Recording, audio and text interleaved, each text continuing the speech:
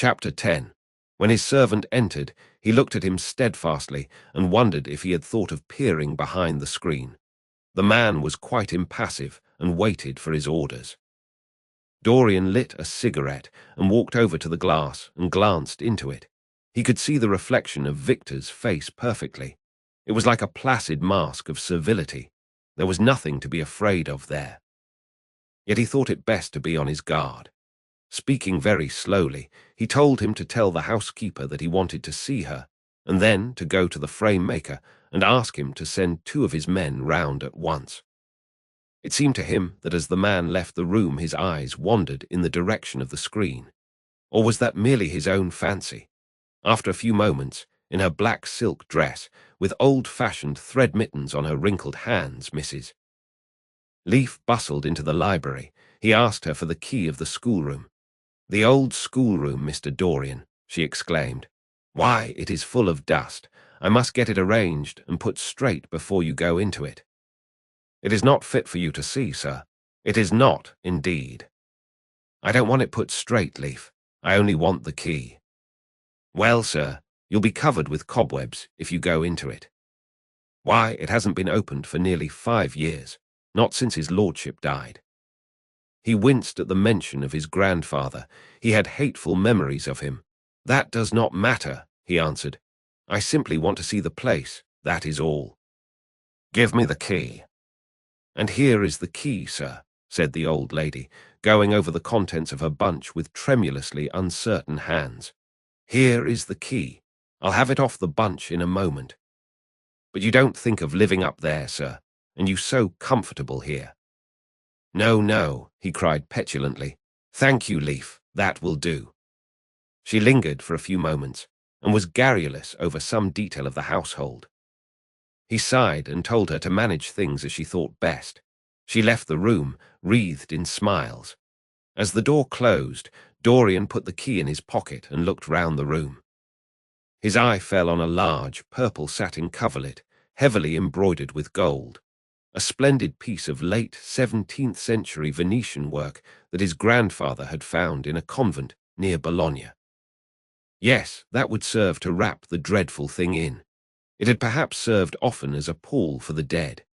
Now it was to hide something that had a corruption of its own, worse than the corruption of death itself, something that would breed horrors and yet would never die. What the worm was to the corpse, his sins would be to the painted image on the canvas. They would mar its beauty and eat away its grace. They would defile it and make it shameful.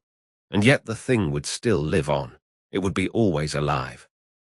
He shuddered, and for a moment he regretted that he had not told Basil the true reason why he had wished to hide the picture away.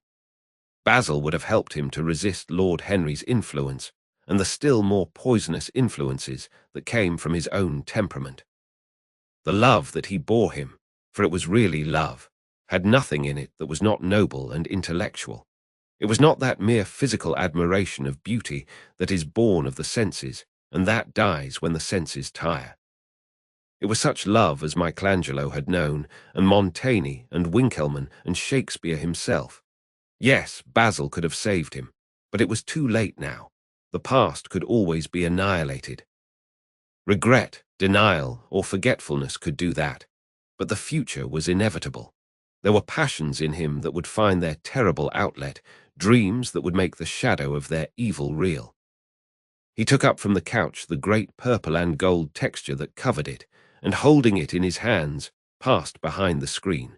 Was the face on the canvas viler than before? It seemed to him that it was unchanged, and yet his loathing of it was intensified. Gold hair, blue eyes, and rose-red lips, they all were there. It was simply the expression that had altered. That was horrible in its cruelty. Compared to what he saw in it of censure or rebuke, how shallow Basil's reproaches about Sybil Vane had been. How shallow, and of what little account. His own soul was looking out at him from the canvas and calling him to judgment. A look of pain came across him, and he flung the rich pall over the picture. As he did so, a knock came to the door. He passed out as his servant entered. "The persons are here, monsieur." He felt that the man must be got rid of at once. He must not be allowed to know where the picture was being taken to. There was something sly about him, and he had thoughtful, treacherous eyes. Sitting down at the writing table, he scribbled a note to Lord Henry, asking him to send him round something to read and reminding him that they were to meet at 8:15 that evening. "Wait for an answer," he said, handing it to him, "and show the men in here." In 2 or 3 minutes there was another knock, and Mr. Hubbard himself, the celebrated frame maker of South Audley Street, came in with a somewhat rough-looking young assistant. Mr. Hubbard was a florid, red-whiskered little man, whose admiration for art was considerably tempered by the inveterate impecuniosity of most of the artists who dealt with him. As a rule, he never left his shop. He waited for people to come to him, but he always made an exception in favor of Dorian Gray. There was something about Dorian that charmed everybody. It was a pleasure even to see him. "What can I do for you, Mr. Gray?" he said, rubbing his fat, freckled hands. "I thought I would do myself the honor of coming round in person. I have just got a beauty of a frame, sir. Picked it up at a sale. Old Florentine. Came from Fonthill, I believe. Admirably suited for a religious subject, Mr. Gray." "I am so sorry you have given yourself the trouble of coming round, Mr. Hubbard. I shall certainly drop in and look at the frame, though I don't go in much at present for religious art. But today I only want a picture carried to the top of the house for me. It is rather heavy, so I thought I would ask you to lend me a couple of your men." "No trouble at all, Mr. Gray. I am delighted to be of any service to you. Which is the work of art, sir?" "This," replied Dorian, moving the screen back. "Can you move it, covering and all, just as it is? I don't want it to get scratched going upstairs." "There will be no difficulty, sir," said the genial frame maker, beginning, with the aid of his assistant, to unhook the picture from the long brass chains by which it was suspended. "And now, where shall we carry it to, Mr. Gray?" "I will show you the way, Mr. Hubbard, if you will kindly follow me. Or perhaps you had better go in front. I'm afraid it is right at the top of the house. We will go up by the front staircase, as it is wider." He held the door open for them, and they passed out into the hall and began the ascent. The elaborate character of the frame had made the picture extremely bulky, and now and then, in spite of the obsequious protests of Mr. Hubbard, who had the true tradesman's spirited dislike of seeing a gentleman doing anything useful, Dorian put his hand to it so as to help them. "Something of a load to carry, sir," gasped the little man when they reached the top landing. And he wiped his shiny forehead. "I am afraid it is rather heavy," murmured Dorian, as he unlocked the door that opened into the room that was to keep for him the curious secret of his life and hide his soul from the eyes of men. He had not entered the place for more than 4 years, not, indeed, since he had used it first as a playroom when he was a child, and then as a study when he grew somewhat older.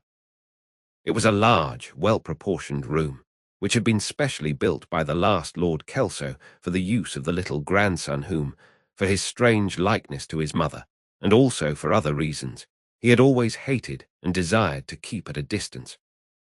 It appeared to Dorian to have but little changed.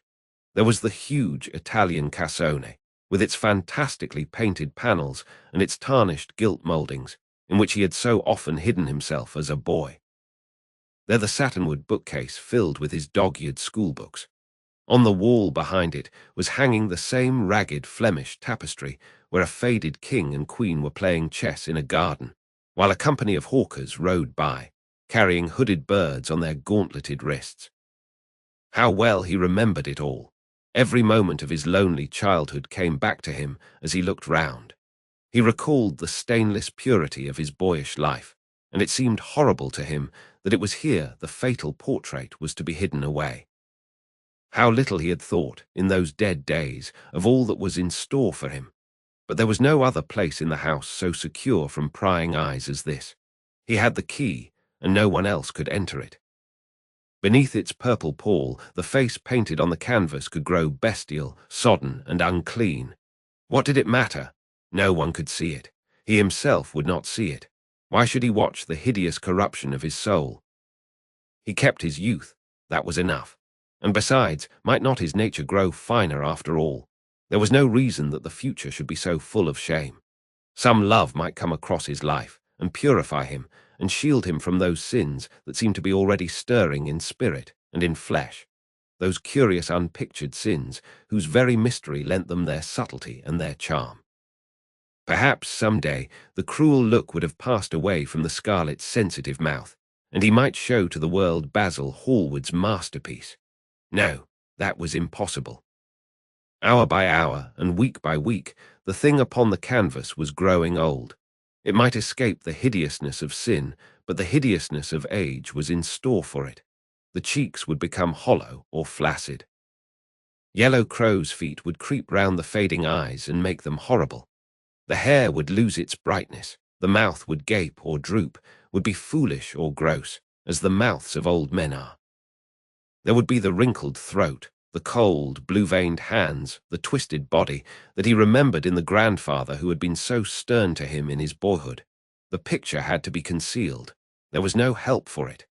"Bring it in, mister." "Hubbard, please," he said wearily, turning round. "I am sorry I kept you so long. I was thinking of something else." "Always glad to have a rest, Mr. Gray," answered the frame-maker, who was still gasping for breath. "Where shall we put it, sir?"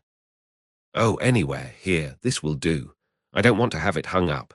Just lean it against the wall, thanks." "Might one look at the work of art, sir?" Dorian started.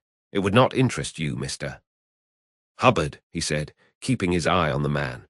He felt ready to leap upon him and fling him to the ground if he dared to lift the gorgeous hanging that concealed the secret of his life. "I shan't trouble you any more now. I am much obliged for your kindness in coming round." Not at all, Mr. Gray. Ever ready to do anything for you, sir." And Mr. Hubbard tramped downstairs, followed by the assistant, who glanced back at Dorian with a look of shy wonder in his rough, uncomely face. He had never seen anyone so marvellous. When the sound of their footsteps had died away, Dorian locked the door and put the key in his pocket. He felt safe now. No one would ever look upon the horrible thing. No eye but his would ever see his shame. On reaching the library, he found that it was just after 5 o'clock and that the tea had been already brought up. On a little table of dark perfumed wood thickly encrusted with nacre, a present from Lady Radley, his guardian's wife, a pretty professional invalid who had spent the preceding winter in Cairo, was lying a note from Lord Henry, and beside it was a book bound in yellow paper, the cover slightly torn and the edges soiled. A copy of the 3rd edition of the St. James's Gazette had been placed on the tea-tray. It was evident that Victor had returned. He wondered if he had met the men in the hall as they were leaving the house and had wormed out of them what they had been doing. He would be sure to miss the picture, had no doubt missed it already while he had been laying the tea-things. The screen had not been set back, and a blank space was visible on the wall. Perhaps some night he might find him creeping upstairs and trying to force the door of the room. It was a horrible thing to have a spy in one's house. He had heard of rich men who had been blackmailed all their lives by some servant who had read a letter, or overheard a conversation, or picked up a card with an address, or found beneath a pillow a withered flower or a shred of crumpled lace. He sighed, and having poured himself out some tea, opened Lord Henry's note. It was simply to say that he sent him round the evening paper and a book that might interest him, and that he would be at the club at 8:15. He opened the St. James's languidly and looked through it. A red pencil mark on the 5th page caught his eye. It drew attention to the following paragraph: "Inquest on an actress. An inquest was held this morning at the Bell Tavern, Hoxton Road, by Mr. Danby, the district coroner, on the body of Sybil Vane, a young actress recently engaged at the Royal Theatre, Holborn. A verdict of death by misadventure was returned." Considerable sympathy was expressed for the mother of the deceased, who was greatly affected during the giving of her own evidence, and that of Dr. Burrell, who had made the post-mortem examination of the deceased. He frowned, and tearing the paper in two, went across the room and flung the pieces away. How ugly it all was, and how horribly real ugliness made things. He felt a little annoyed with Lord Henry for having sent him the report. And it was certainly stupid of him to have marked it with red pencil. Victor might have read it. The man knew more than enough English for that. Perhaps he had read it and had begun to suspect something. And yet, what did it matter? What had Dorian Gray to do with Sybil Vane's death? There was nothing to fear. Dorian Gray had not killed her. His eye fell on the yellow book that Lord Henry had sent him. What was it? He wondered. He went towards the little, pearl-coloured octagonal stand that had always looked to him like the work of some strange Egyptian bees that wrought in silver, and taking up the volume, flung himself into an armchair and began to turn over the leaves. After a few minutes, he became absorbed. It was the strangest book that he had ever read. It seemed to him that in exquisite raiment and to the delicate sound of flutes, the sins of the world were passing in dumb show before him. Things that he had dimly dreamed of were suddenly made real to him. Things of which he had never dreamed were gradually revealed.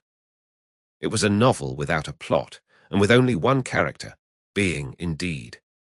Simply a psychological study of a certain young Parisian who spent his life trying to realize in the 19th century all the passions and modes of thought that belonged to every century except his own, and to sum up, as it were, in himself the various moods through which the world spirit had ever passed, loving for their mere artificiality those renunciations that men have unwisely called virtue, as much as those natural rebellions that wise men still call sin. The style in which it was written was that curious jewelled style, vivid and obscure at once, full of argot and of archaisms, of technical expressions and of elaborate paraphrases, that characterizes the work of some of the finest artists of the French school of symbolists. There were in it metaphors as monstrous as orchids and as subtle in colour. The life of the senses was described in the terms of mystical philosophy. One hardly knew at times whether one was reading the spiritual ecstasies of some medieval saint or the morbid confessions of a modern sinner. It was a poisonous book. The heavy odour of incense seemed to cling about its pages and to trouble the brain. The mere cadence of the sentences, the subtle monotony of their music, so full as it was of complex refrains and movements elaborately repeated, produced in the mind of the lad, as he passed from chapter to chapter, a form of reverie, a malady of dreaming that made him unconscious of the falling day and creeping shadows. Cloudless and pierced by one solitary star, a copper-green sky gleamed through the windows. He read on by its one light till he could read no more. Then, after his valet had reminded him several times of the lateness of the hour, he got up, and going into the next room, placed the book on the little Florentine table that always stood at his bedside, and began to dress for dinner. It was almost 9 o'clock before he reached the club, where he found Lord Henry sitting alone in the morning room, looking very much bored. "I am so sorry, Harry," he cried, "but really it is entirely your fault. That book you sent me so fascinated me that I forgot how the time was going." "Yes, I thought you would like it," replied his host, rising from his chair. "I didn't say I liked it, Harry. I said it fascinated me. There is a great difference." "Ah, you have discovered that," murmured Lord Henry, and they passed into the dining room.